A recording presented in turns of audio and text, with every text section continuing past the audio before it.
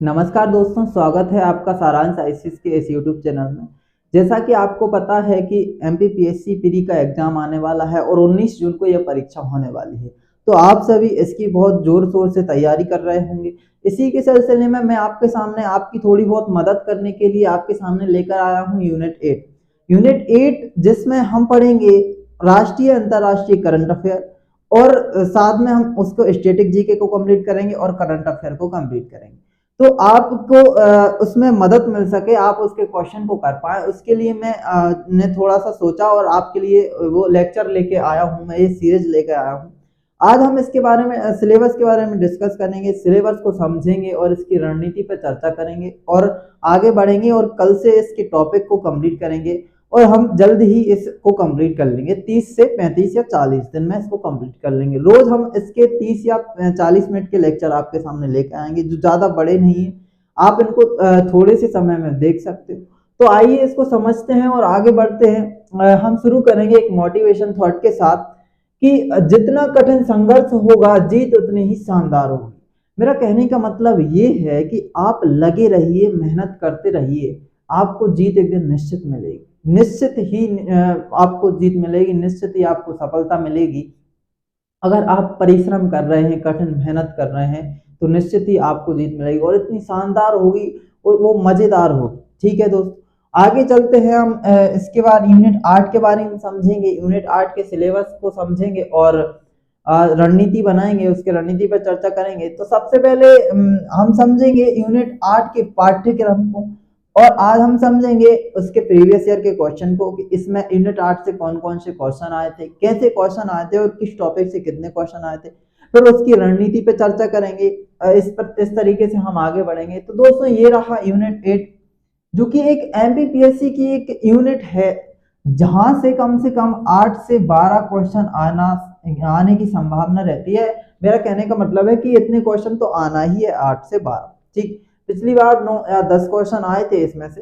तो सबसे पहले हम इसके पाठ्यक्रम को समझेंगे जो एमपीपीएससी ने दिया है। उस पाठ्यक्रम के बारे में बात करेंगे कि कौन कौन से टॉपिक हैं, हमें कौन से टॉपिक को ज्यादा महत्व देना है, कौन सा टॉपिक अच्छे से पढ़ना है, कवर करना है, उसके बारे में समझेंगे। हम प्रीवियस ईयर क्वेश्चन के बारे में समझेंगे। प्रीवियस ईयर क्वेश्चन के बारे में ये समझेंगे कि ये किस टॉपिक से कितने क्वेश्चन आते हैं और उनको कहाँ से क्वेश्चन आते हैं, क्वेश्चनों का लेवल क्या रहता है, उनके बारे में बात करेंगे। फिर हम इन क्वेश्चन को समझ के इनका विश्लेषण करेंगे। यही मैंने अभी बताया कि ये कहाँ से आते हैं और कैसे आते हैं और क्या आता है, कैसे कठिन आते हैं, सरल आते हैं, कैसे हम पढ़ सकते हैं, कैसे हम आगे उसकी तैयारी कर सकते हैं, उसके बारे में विश्लेषण करेंगे। और पाठ्यक्रम का विखंडन। दोस्तों, आप सोच रहे होंगे पाठ्यक्रम का विखंडन क्या है और ये पाठ्यक्रम क्या है। तो मेरा मतलब ये है कि जो एमपीपीएससी ने पाठ्यक्रम दिया है उसी पाठ्यक्रम को हम कैसे तोड़कर जोड़कर कैसे पढ़ सकते हैं, उसके बारे में मैंने बताया कि पाठ्यक्रम का हम विखंडन करेंगे। इस तरीके से ये हमारी रणनीति होगी और इसी रणनीति के हिसाब से हम आगे बढ़ेंगे और चर्चा करेंगे हमारे सिलेबस के बारे में और हमारे सिलेबस को कंप्लीट करेंगे। ठीक है, सबसे पहले मैं आपको बता दूं महत्वपूर्ण व्यक्तित्व के बारे में। सबसे पहला टॉपिक है हमारा महत्वपूर्ण व्यक्तित्व। तो महत्वपूर्ण सर, हम आप कहोगे कि सर महत्वपूर्ण व्यक्तित्व में हम क्या क्या पढ़ेंगे, कौन कौन से महत्वपूर्ण व्यक्तित्व के बारे में पढ़ेंगे, कहाँ कहाँ से महत्वपूर्ण व्यक्तित्व को जानेंगे हम। तो दोस्तों, मैं आपको बता देता हूँ कि हम 3 डायमेंशन में बांट के, 3 आयामों में बांट के महत्वपूर्ण व्यक्तित्व को समझेंगे। एक, हम इंडिया के स्तर पर यानी कि भारत या राष्ट्रीय स्तर पर व्यक्तित्व को समझेंगे, जो महत्वपूर्ण व्यक्तित्व है भारत में होंगे। एक, हम एमपी के स्तर पर व्यक्तित्व को समझेंगे और एक हम राष्ट्रीय स्तर पर, अंतरराष्ट्रीय स्तर पर व्यक्तित्व को समझेंगे, इंटरनेशनल स्तर पर व्यक्तित्व को समझेंगे। इस तरीके से हम व्यक्तित्व के बारे में चर्चा करेंगे। मतलब जो कोई बहुत ही चर्चा में रहा हो या किसी को बहुत जैसे पुरस्कार मिला हो, जैसे कि कोई नोबेल पुरस्कार विजेता रहा हो इंडिया या नेशनल या एमपी के स्तर पर, जो कोई बहुत महत्वपूर्ण काम किया हो या कोई चर्चा में रहा हो या कोई बहुत बड़ा पुरस्कार मिला हो, उस तरीके के व्यक्तित्व को हम समझेंगे और याद भी करेंगे। यहीं पे क्लास में हम याद करवा देंगे, इसकी आप बिल्कुल चिंता मत कीजिए, हम आगे बहुत बेहतर तरीके से पढ़ाएंगे। स्थान के बारे में, स्थान को भी हम 3 तरह में बांटेंगे। एक तो एमपी के स्थान को पढ़ेंगे, एक इंडिया के स्थान को पढ़ेंगे, इनकी भारत के स्थान को पढ़ेंगे, और एक हम अंतरराष्ट्रीय स्थान यानी कि विश्व के कुछ स्थानों के बारे में चर्चा करेंगे जो बहुत ही महत्वपूर्ण और बहुत ज्यादा चर्चा में रहे हैं, उनकी बात करेंगे केवल। तो एक विश्व के स्तर पर हम स्थान के बारे में बात करेंगे। ठीक है दोस्तों, जैसे कि अभी आपको विदित होगा, आपको पता होगा कि यूक्रेन जो है बहुत चर्चा में है, तो उसके बारे में बात कर लेंगे। उसके बारे में बात कर लेंगे कि उसमें उस यूक्रेन में क्या स्थित है, क्या नहीं है, उसके राष्ट्रपति कौन है, उसकी सीमा किस देश से लगती है, किस देश से नहीं लगती, इन सारी चीजों के बारे में हम चर्चा कर लेंगे। फिर हम महत्वपूर्ण राष्ट्रीय घटनाओं और महत्वपूर्ण अंतरराष्ट्रीय घटनाओं के बारे में बात करेंगे। महत्वपूर्ण राष्ट्रीय घटनाओं के बारे में, उन घटनाओं के बारे में बात करेंगे जो बहुत ज्यादा फेमस और बहुत ज्यादा चर्चा में रहती हैं और रही हैं इससे 1 साल पहले से लेकर अभी तक। इन सभी घटनाओं के बारे में, राष्ट्रीय स्तर की जो घटना है उनके बारे में बात करेंगे। अंतरराष्ट्रीय स्तर की घटना, जो अंतरराष्ट्रीय स्तर की घटना है ना, उनको बहुत कम स्तर पर बहुत कम बात करें तो हम कम पढ़ेंगे, मतलब जो बहुत ज्यादा फेमस नहीं है और ऐसी घटनाएं जिनका संबंध भारत से रहा है, या कोई भी ऐसी घटना जिनमें भारत का इन्वॉल्व ज्यादा रहा है, भारत की साझेदारी रही, उनके बारे में ज्यादा चर्चा करेंगे, उनके बारे में बात करेंगे। आगे चलते हैं, भारत की प्रमुख खेल संस्थाओं के बारे में बात करेंगे। जैसे कि एक विश्व के लेवल पर दुनिया में एक आईसीसी क्रिकेट की सबसे बड़ी संस्था है, उसके बारे में बात करेंगे। बीसीसीआई जो कि भारत की सबसे बड़ी संस्था है, उसके बारे में बात करेंगे। मध्य प्रदेश की संस्थाओं के बारे में बात करेंगे। इस तरीके से सभी खेलों की संस्थाओं के बारे में हम बात करेंगे, इंडिया के लेवल की, भारत के लेवल की, मध्य प्रदेश के लेवल की, और दुनिया या विश्व या इंटरनेशनल लेवल की बात करेंगे। ठीक, भारत के प्रमुख पुरस्कार। दोस्तों आप कहोगे कि पुरस्कार केवल खेल पुरस्कार पढ़ेंगे या सभी पुरस्कार पढ़ेंगे, तो दोस्तों मैं आपको बता दूं कि हम सभी पुरस्कार के बारे में बात करेंगे। खेल पुरस्कार से लेकर सभी जितने भी पुरस्कार दिए जाते हैं जो ज्यादा महत्वपूर्ण है उनके बारे में बात करेंगे। पुरस्कार में भी हम करंट अफेयर के बारे में बात करेंगे और स्टैटिक जीके के बारे में भी बात करेंगे। अब आप कहोगे सर स्टैटिक जीके क्या है, तो मैं आपको बता दूं, जैसे कि कोई पुरस्कार ले लो, आप राजीव गांधी पुरस्कार ले लो या फिर किसी भी पुरस्कार को ले लो, तो जो वर्तमान में दिया गया है 2020-21 में किसी को पुरस्कार दिया गया, तो वो तो उसका करंट अफेयर हो गया, वो समसामयिक घटना हो गई क्योंकि वो अभी दिया है। और उस पुरस्कार की स्थापना कब हुई थी, किसके नाम पर हुई थी, क्यों हुई थी, ये उसकी स्टैटिक जीके है। तो सभी चीजों में ये चीज अप्लाई होगी और उसके बारे में हम बात करेंगे। स्टैटिक जीके और करंट अफेयर को हम साथ साथ पढ़ेंगे। आगे चलते हैं, भारत की प्रमुख खेल प्रतियोगिता। दोस्तों मैं आपको बता दूं, इसमें सिलेबस में एमपीपीएससी ने लिख कर दिया है कि हम भारत की प्रमुख खेल प्रतियोगिताओं के बारे में बात करेंगे, लेकिन नहीं, एमपीपीएससी जो है ना वो कुछ भी पूछ सकता है, कुछ भी इन द सेंस ये अंतरराष्ट्रीय स्तर की खेल प्रतियोगिताओं के बारे में भी पूछ सकता है, तो हम उनके बारे में भी चर्चा, क्योंकि एमपीपीएससी जो है ना एक बेवफा है, जिससे कहें कि हम ये न्यायती बहुत बेवफा है, इसके बारे में हम चर्चा करेंगे, क्योंकि उसका कोई भरोसा नहीं है कि ये केवल भारत की खेल प्रतियोगिताओं से ही क्वेश्चन आए। ये हो सकता है अंतरराष्ट्रीय स्तर की खेल प्रतियोगिताओं से क्वेश्चन दे दे और हम मूर्ख बन जाएं, ऐसा हम होने नहीं देंगे। मध्य प्रदेश की प्रमुख खेल संस्थाएं, मध्य प्रदेश की प्रमुख खेल संस्थाओं के बारे में बात करेंगे। बहुत कम है मध्य प्रदेश की खेल संस्थाएं, उनके बारे में हम बहुत अच्छे से बात करेंगे और याद करेंगे। इंपोर्टेंट खेल संस्थाएं होंगी उनके बारे में चर्चा करेंगे। मध्य प्रदेश की प्रमुख खेल प्रतियोगिताएं, ये इनके बारे में भी बात करेंगे हम। मध्य प्रदेश की प्रमुख खेल प्रतियोगिता, मध्य प्रदेश की प्रमुख पुरस्कार। दोस्तों यहाँ भी हम मध्य प्रदेश के केवल खेल पुरस्कार के बारे में बात नहीं करेंगे, हम यहाँ पे सभी पुरस्कार के बारे में बात करेंगे। आगे चलेंगे इसी क्रम में और हम आगे बढ़ेंगे। हम सबसे पहले क्रिकेट के बारे में बात करेंगे। अब आप कहोगे दोस्तों कि क्रिकेट के बारे में क्यों बात करेंगे, क्योंकि क्रिकेट के बारे में इसलिए बात करेंगे क्योंकि जो एमपीपीएससी है, एमपीपीएससी जो है ना क्रिकेट से सबसे ज्यादा क्वेश्चन पूछता है और सबसे बड़ा टॉपिक है और सबसे ज्यादा चर्चा में रहने वाला खेल भी क्रिकेट है। इसके बारे में चर्चा करेंगे। दोस्तों मैं आपको बता दूं कि हम स्टैटिक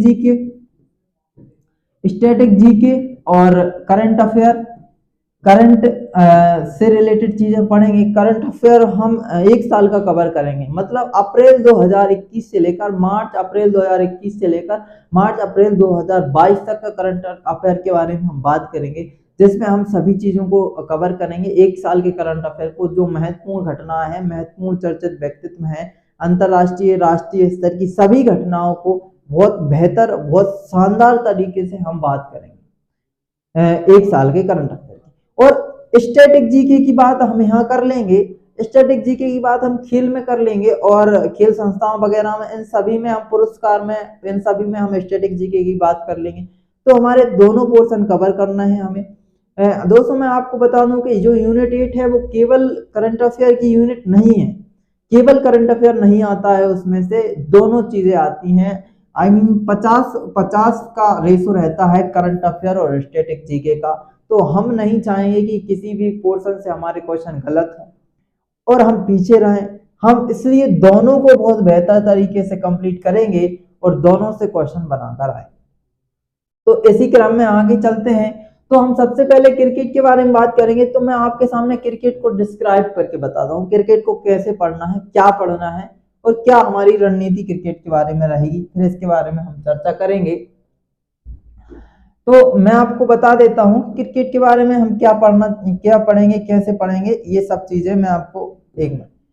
ये देखिए, ये रहा हमारा क्रिकेट, ठीक है दोस्तों, ये हमारा क्रिकेट रहा। हम क्रिकेट के बारे में क्या पढ़ेंगे? तो सबसे पहले हम क्रिकेट का सामान्य परिचय देखेंगे। सामान्य परिचय में क्या देखेंगे कि क्रिकेट की शुरुआत कहाँ से हुई, क्रिकेट होता क्या है, इसके बारे में हम सामान्य परिचय में बात करेंगे। फिर दूसरे नंबर पे हम शब्दावली की बात करेंगे। शब्दावली में क्रिकेट में बहुत सारी चीजें, वो सभी खेलों से संबंधित शब्दावली चर्चा करेंगे, पर क्रिकेट से संबंधित शब्दावली को भी बात करेंगे, जैसे कि DRS क्या होता है, ऑफ क्या होता है, लेग क्या होता है, ये सारी चीजों के बारे में बात करेंगे। जो कि फुल टॉस बॉल वगैरह डालते हैं, फुल टॉस, अगर ऐसे क्वेश्चन आ जाते हैं, जैसे DRS वगैरह से क्वेश्चन पूछा गया था कि DRS क्या होता है, तो आपको पता होगा। आप जैसे तो सामान्यतः सभी लोगों को पता रहता है, लेकिन कुछ लोग जो क्रिकेट से दूर रहते हैं उनको पता नहीं रहती ये चीजें, तो उसके बारे में हम बात करेंगे कि जो DRS होता है ये क्या होता है। ठीक है, ये वैसे तो डिसीजन रिव्यू सिस्टम होता है, लेकिन मान लो आपको ऑप्शन में इसका फुल फॉर्म पूछ लिया और बोल दिया कि धोनी रिव्यू सिस्टम, तो कुछ लोग हो सकता है इसका आंसर धोनी रिव्यू सिस्टम लगा दें। ये गलतियां ना हो, इसलिए हम प्रत्येक चीज को कवर करेंगे। फिर इसके परिमाप को समझेंगे कि परिमाप में इसकी पिच कितनी बड़ी होती है, बल्ले का वजन क्या होता है, स्टंप की लंबाई क्या होती है, बॉल का वजन क्या होता है, ये सारी चीजें भी चर्चा करेंगे। संस्थाओं के बारे में बात करेंगे, जैसे कि 3 संस्थाएं हैं, मैंने अभी बताया कि ICC जो कि विश्व में एक सबसे बड़ी संस्था है क्रिकेट की, और BCCI जो कि भारत की सबसे बड़ी संस्था है, और एक मध्य प्रदेश क्रिकेट क्लब जो MP क्रिकेट क्लब है, उसके बारे में भी हम बात करेंगे। तो ये संस्थाएं हो गई। यहाँ पे हम केवल और केवल क्रिकेट की संस्थाओं के बारे में बात करेंगे। इससे आपको ये फायदा होगा कि आपको सभी संस्थाओं को एक साथ नहीं पढ़ना पड़ेगा और आप कंफ्यूज नहीं होगे। तो इससे आपको बेहतर तरीके से चीजें याद रहेंगी। ठीक, प्रतियोगिताओं के बारे में बात करेंगे हम। प्रतियोगिताओं के बारे में, जैसे क्रिकेट की राष्ट्रीय स्तर पर प्रतियोगिताओं के बारे में बात करेंगे, अंतरराष्ट्रीय स्तर पर प्रतियोगिताओं के बारे में बात करेंगे, और जो मध्य प्रदेश में होने वाली प्रतियोगिता है उनके बारे में भी बात करेंगे। ठीक, ये प्रतियोगिताओं के बारे में बात करेंगे। पुरस्कार के बारे में बात कर लेंगे, क्रिकेट के पुरस्कार के बारे में बात कर लेंगे। प्रसिद्ध व्यक्ति, दोस्तों मैं आपको बता दूं कि क्रिकेट में क्या होता है कि कुछ प्रसिद्ध व्यक्ति, मतलब कुछ लोग ऐसे हो जाते हैं, अक्सर में अमर टाइप के हो जाते हैं, प्रसिद्ध हो जाते हैं वो। इस खेल अभी मान लो वर्तमान में भले ही क्रिकेट नहीं खेलते, पर कुछ लोग ऐसे हो गए हैं, अमर हो गए हैं, जैसे कि ब्रायन लारा की बात कर ले, डॉन ब्रैडमैन की बात कर ले, सचिन तेंदुलकर की बात कर ले, या सहवाग की बात कर लें, सौरभ गांगुली की बात कर लें। तो ये लोग जो है फेमस हो गए हैं, बहुत फेमस हो गए हैं, तो इनके बारे में हमें चर्चा करनी रहती है। तो ये प्रसिद्ध व्यक्तित्व, और वर्तमान में प्रसिद्ध व्यक्तित्व के बारे में ही बात करेंगे क्रिकेट के। मध्य प्रदेश विशेष, हाँ मध्य प्रदेश विशेष के बारे में बात करेंगे। समसामयिकी के बारे में बात करेंगे। अब समसामयिकी के बारे में क्या बात करेंगे, क्रिकेट में बहुत सारी चीजें, जैसे कि अभी वर्ल्ड कप हुआ, पिछला जो वर्ल्ड कप हुआ उसके बारे में बात करेंगे, जो अभी IPL चल रहा है उसके बारे में बात करेंगे। आपसे पूछ ले कि बताइए कि 2 अभी जो नई टीम बनी है IPL में वो कौन कौन सी है, या उनके कप्तान के बारे में पूछ, इस तरीके से हम बात करेंगे। मध्य प्रदेश विशेष में आपसे पूछ ले कि बताइए मध्य प्रदेश में जो खिलाड़ी हैं आईपीएल में, मध्य प्रदेश में कौन कौन से खिलाड़ी खेलते हैं, कौन कौन से खिलाड़ी नहीं खेलते, आपको ऐसा भी पूछ सकता है। तो आबिश खान और वेंकटेश अय्यर के बारे में आप जानते होंगे अगर आईपीएल आप देखते हैं तो इस तरीके से हम फिर 10वें नंबर में हम स्टेडियम और अन्य तत्व के बारे में बात करेंगे। ये हमारी रणनीति रहेगी जिसमें हम क्रिकेट को समेट देंगे पूरा और पूरे क्रिकेट को कंप्लीट कर देंगे, जिससे क्रिकेट से अगर आप क्वेश्चन आएगा तो एक भी क्वेश्चन आपका गलत नहीं है। इस तरीके से हम क्रिकेट को समझेंगे। अब हम आगे बढ़ते हैं, आगे ये हमारी रणनीति रहेगी कि इस तरीके से हम पढ़ेंगे। हम यहाँ पे थे, हमने क्रिकेट को इस तरीके से बांटा, इस तरीके से पढ़ा, क्योंकि क्रिकेट एक सबसे बड़ा टॉपिक है और सबसे महत्वपूर्ण टॉपिक है। एमपीपीएससी इससे क्वेश्चन पूछता है हर बार, ठीक। और इसी तरीके से हम हॉकी को पढ़ेंगे। हॉकी खैर इतना बड़ा नहीं है, छोटा सा टॉपिक, और बाकी सब छोटे छोटे टॉपिक होंगे। इस तरीके से फुटबॉल को पढ़ेंगे, टेनिस को पढ़ेंगे, बैडमिंटन को पढ़ेंगे, गोल्फ को पढ़ेंगे, टेबल टेनिस को पढ़ेंगे, एथलेटिक्स को पढ़ेंगे और कुछ अन्य खेल के बारे में चर्चा करेंगे। कुछ अन्य जो बच जाते हैं और जो महत्वपूर्ण है परीक्षा की दृष्टि से, उनको हम अन्य खेल में पढ़ लेंगे। कुछ भी हम छूटने नहीं देंगे जो हमारे लिए महत्वपूर्ण है, और जो महत्वपूर्ण नहीं है हम उसके बारे में बात करेंगे ही नहीं। भारत की प्रमुख खेल प्रतियोगिताएं, ये खेल प्रतियोगिताएं जो है हम पढ़ चुके होंगे। इन सभी खेलों में हम ये खेल प्रतियोगिताएं पढ़ चुके होंगे, तो हमको इसको दोबारा पढ़ने की आवश्यकता नहीं होगी। तो हम इनको क्या करेंगे कि एक चार्ट में आपके सामने समेट के इस टॉपिक में हम आपके सामने उपलब्ध करवा देंगे, तो आपको याद करने और रिवाइज करने में सुविधा होगी, ठीक। इस तरीके से आपको याद रहेंगी चीजें।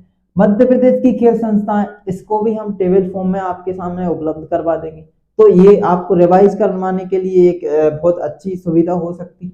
मध्य प्रदेश की प्रमुख खेल प्रतियोगिताएं, ये भी वही टॉपिक है। ये कुछ ऐसा किया है कि जैसे हम ये सारे खेल पढ़ेंगे और इनकी संस्थाएं और प्रतियोगिताओं को अलग से एक चार्ट में आपको उपलब्ध करवा दी जाएंगी, ठीक। भारत के प्रमुख पुरस्कार, ये वही वाली बात आती है कि पुरस्कार कौन कौन से पढ़ेंगे, केवल खेल पुरस्कार पढ़ेंगे या सभी पुरस्कार पढ़ेंगे। दोस्तों मैं बता दूं आपको कि हम सभी पुरस्कार के बारे में बात करेंगे। मध्य प्रदेश के प्रमुख पुरस्कार, यहाँ भी हम सभी प्रकार के पुरस्कारों के बारे में बात करेंगे। महत्वपूर्ण व्यक्तित्व, यहाँ पे सबसे पहले ही बताया था कि हम 3 स्तर में बांटेंगे, अंतरराष्ट्रीय, राष्ट्रीय और मध्य प्रदेश के स्तर पर हम व्यक्तित्व की बात करेंगे। महत्वपूर्ण स्थान, ये भी मैंने आपको भली भांति बता दिया है कि महत्वपूर्ण स्थानों के बारे में चर्चा करेंगे, इनको भी हम 3 स्तर पे बांटेंगे। राष्ट्रीय घटनाएं, वही मैंने बताया था, राजनीतिक, आर्थिक और सामाजिक घटनाओं को हम बांट कर पढ़ेंगे। जो बहुत ज्यादा महत्वपूर्ण होंगी उन घटनाओं के बारे में चर्चा करेंगे। आगे चलते हैं और कुछ और टॉपिक की बात करेंगे। अंतरराष्ट्रीय घटनाओं को बहुत ही कम में पढ़ना है, मैंने बताया था आपको सबसे पहले स्टार्टिंग में।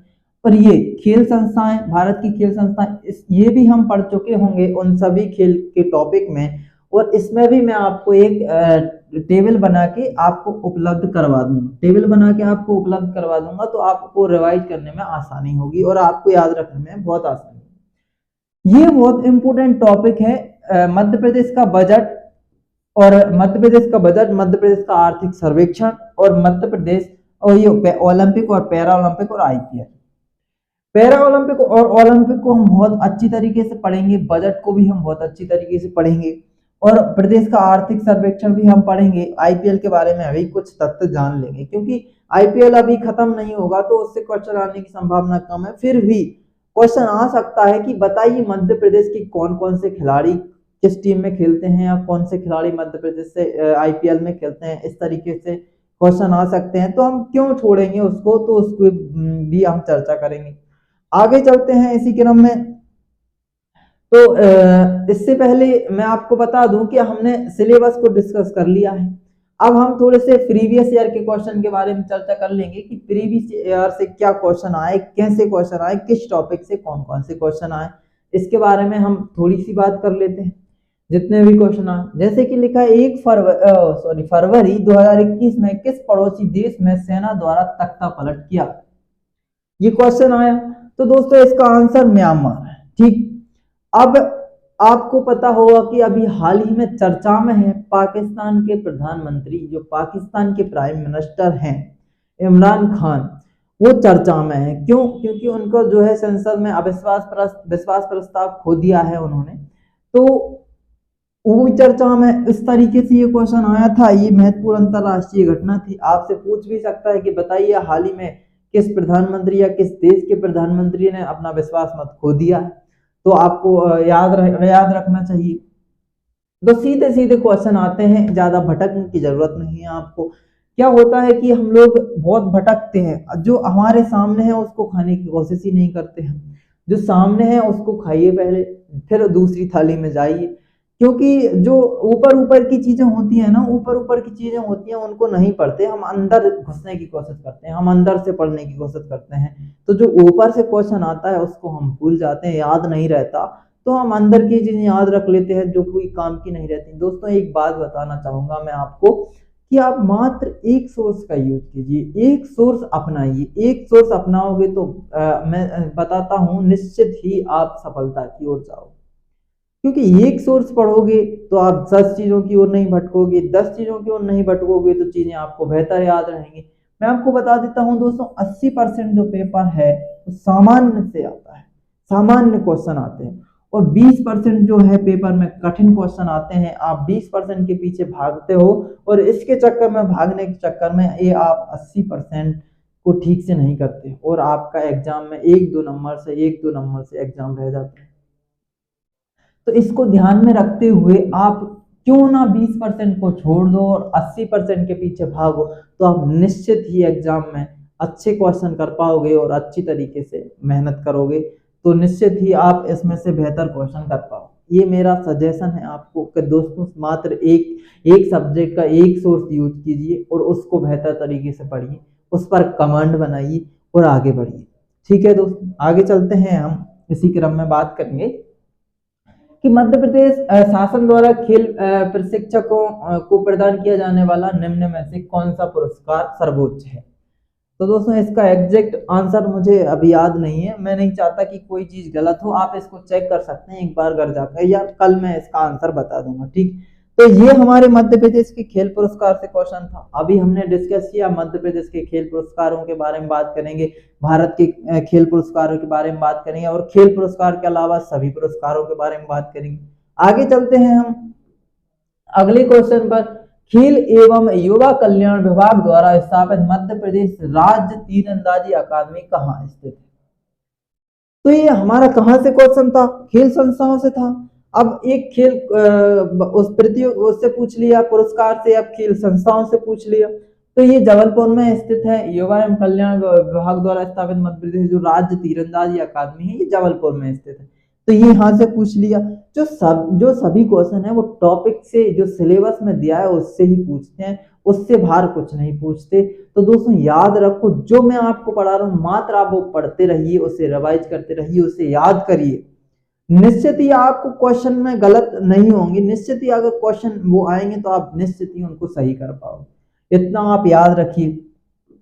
आगे चलते हैं, हम आगे बात करेंगे 750 मेगावाट का solar power plant Madhya Pradesh के किस जिले में स्थित है। दोस्तों ये काफी चर्चा में रहता है, ये शायद एशिया का सबसे बड़ा सोलर प्लांट है। ये रीवा में स्थित है, ये चर्चा में रहता है। ये तो सिंपल क्वेश्चन था, सभी लोगों से बन गया हो।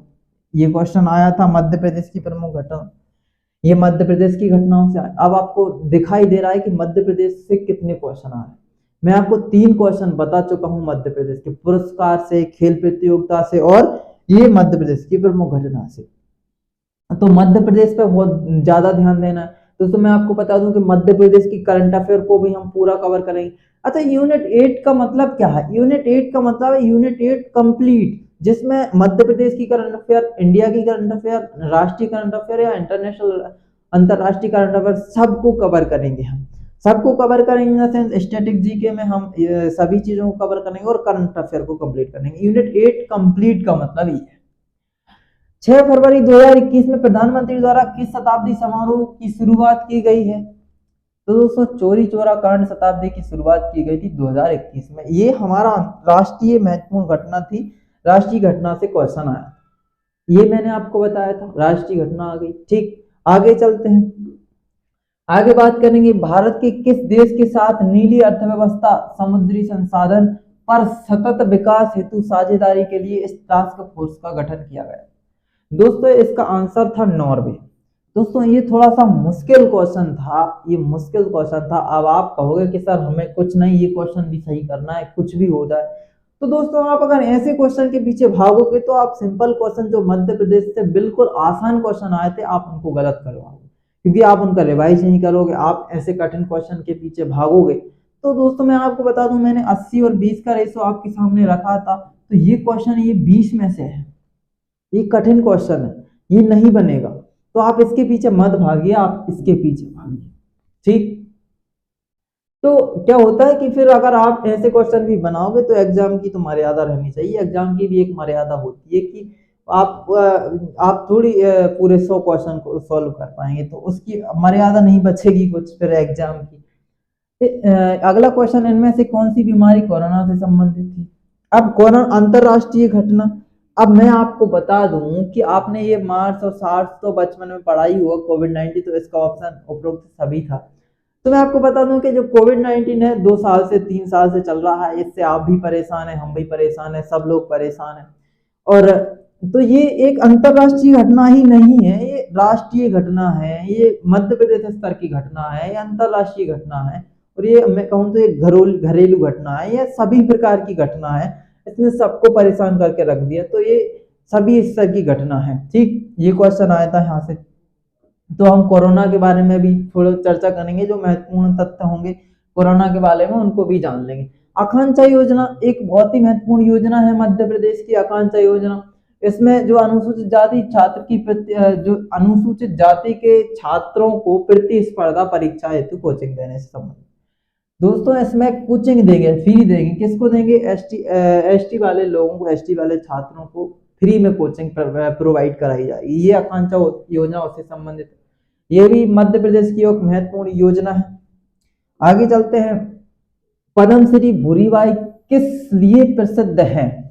अब पद्मश्री भूरीबाई किस लिए प्रसिद्ध है? एक तो ये उससे पूछ लिया कि ये चित्रकारी इसका आंसर है, ठीक है। अब यहाँ पे दो चीजें दे दी, पद्मश्री, पद्मश्री क्या है? एक पुरस्कार है, ये क्या है? एक प्रसिद्ध व्यक्ति है भूरीबाई।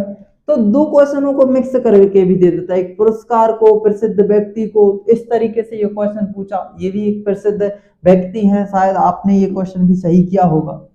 आगे चलते हैं, किस भारतीय महिला ने व्यक्तिगत खेल में सर्वप्रथम ओलंपिक पदक जीता? दोस्तों ये क्वेश्चन इंपोर्टेंट है, एक बेसिक क्वेश्चन था ओलंपिक से, इसका आंसर कर्णम मल्लेश्वरी था। तो ये उम्मीद करता हूँ ये क्वेश्चन आप सभी ने सही किया होगा। तो ये ओलंपिक से भी हम क्वेश्चन को कवर करेंगे, जो पहले लोग हैं, पहले व्यक्ति हैं जिन्होंने पहला कारनामा किया है, पहला प्यार उसको कहें, तो उसको हम कवर करेंगे इस तरीके से।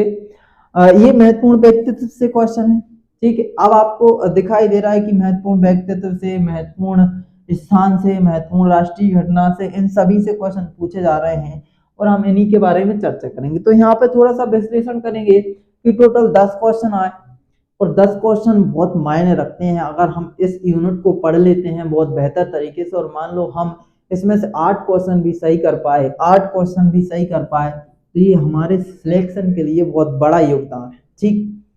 तो जुड़े रहिए आप, मैं आपको बहुत अच्छी तरीके से पढ़ाऊंगा, सारी चीजें कवर कराऊंगा और याद भी कराऊंगा, उम्मीद रखिए आप, ठीक। अब यहाँ पे थोड़ी सी बात करूंगा कि पुरस्कार से एक क्वेश्चन आया, मध्य प्रदेश की योजना से एक क्वेश्चन आया, महत्वपूर्ण अंतरराष्ट्रीय घटनाओं से 2 क्वेश्चन आए, जिसमें से एक कठिन क्वेश्चन भी था, ठीक, उसको छोड़ दिया। मध्य प्रदेश व्यापारक संबंध से एक क्वेश्चन आया, महत्वपूर्ण राष्ट्रीय घटना से एक क्वेश्चन आया, मध्य प्रदेश की प्रमुख घटना से एक क्वेश्चन आया, मध्य प्रदेश की खेल संस्था से आया, मध्य प्रदेश के खेल पुरस्कार से आया, और महत्वपूर्ण व्यक्तित्व से एक क्वेश्चन आया। इस तरीके से 10 क्वेश्चन आए। ये आपके सामने टॉपिक है और ये आपके सामने क्वेश्चन है। तो आप देख पा रहे होंगे कि ये टॉपिक है, ये क्वेश्चन है, मतलब एक एक टॉपिक बहुत महत्वपूर्ण है, मतलब हर एक टॉपिक से एक क्वेश्चन आता है। तो सभी टॉपिक हमारे लिए बहुत महत्वपूर्ण है, सभी टॉपिक को हम कवर करेंगे बहुत बेहतर तरीके से। इस तरीके से हम आगे बढ़ेंगे। ये इकाई 8 है, करंट अफेयर स्टैटिक, दोनों को कवर करेंगे। हमने ये चीज भी देखी कि दोनों में 50-50 का रेशो है, और हम क्यों ना दोनों को बहुत बेहतर तरीके से कवर करेंगे, इससे हमारे आने वाले एग्जाम में जो क्वेश्चन होंगे उनको गलत होने की संभावना कम होगी। ठीक है दोस्तों, अधिकांश प्रश्न समसामयिकी से, कुछ प्रश्न समसामयिक स्टैटिक से पूछे गए, वही बात है 50-50।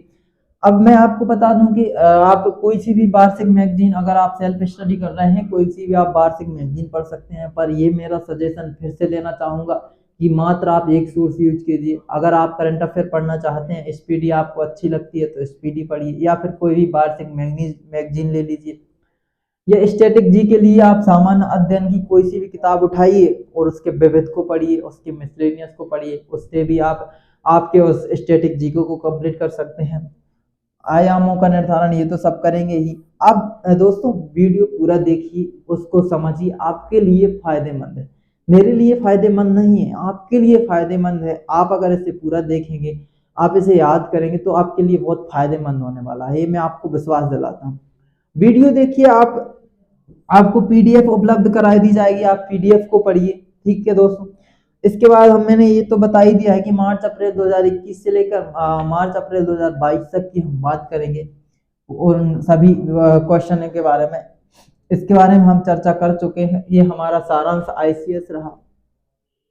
सारांश आईसीएस में मैं कुछ आपको जानकारी देना चाहूंगा कि हमारे ऐप पर कुछ चीजें फ्री ऑफ कॉस्ट भी उपलब्ध हैं, कुछ थोड़े से शुल्क पर भी उपलब्ध है। जैसे कि एक टेस्ट सीरीज चलाई जा रही है हमारे ऐप पर, एक टेस्ट सीरीज जो कि उपलब्ध है, अभी चल रही है वर्तमान में, आप इसे खरीद सकते हैं। ये आपके लिए बहुत ही कम कॉस्ट पर उपलब्ध है, ये आपके लिए बहुत फायदेमंद हो सकती है। इसमें कुछ टॉपिक वाइज टेस्ट हैं, जैसे कि 26 शायद इसमें टॉपिक वाइज टेस्ट हैं जो आपको कराए जाएंगे, 10 इसमें यूनिट वाइज टेस्ट हैं और 14 इसमें फुल लेंथ टेस्ट हैं जो आपको उपलब्ध कराए जाएंगे।